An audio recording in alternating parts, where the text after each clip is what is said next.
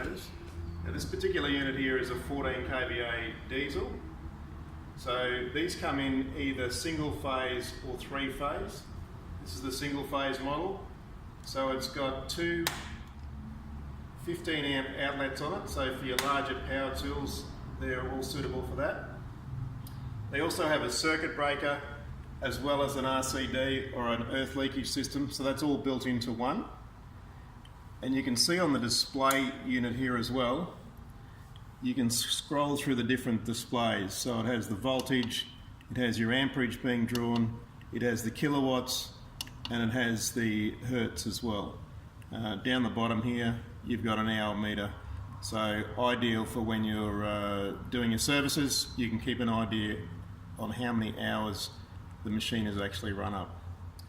So this particular unit runs a 20 horsepower twin cylinder diesel engine. It's an air-cooled diesel engine, but it's got an oil cooler as well. That's what these tubes are here, going to the oil cooler at the front. You can see from a service point of view, it's very easy to service. That's the drain for the engine sump, so you're not having oil spilt inside the cabinet here. You can simply pull this outside the cabinet, drain the oil. Fuel filter here. This has a base fuel tank in it. So fuel up through here, has a primer pump as well. So the fuel can be primed up from the fuel pump straight through into the filter. So it's got a spin-on fuel filter here.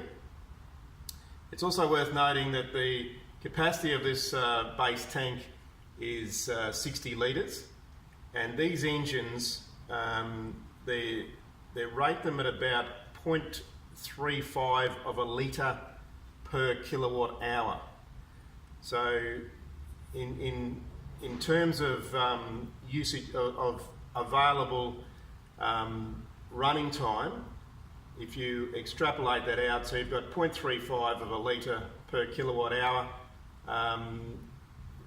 kVA to kilowatts similar, so you've got about 14 kilowatts, and if you multiply that out, you're going to get at the rate of about 4.9 litres per hour. That's assuming you're using full power. So if you're taking 14 kVA or kilowatts out of it, you're going to be consuming at 4.9 litres per hour.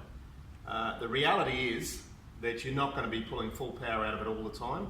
So if you work that out to an average of say about 10 kilowatts, then that would work out at 3.5 litres per hour. 3.5 litres per hour. If you divide that into the size of the tank, you're going to get about 16 or 17 hours out of one tank of fuel. So the reality is that even at full load, you're going to get 11 to 12 hours out of a full tank of fuel.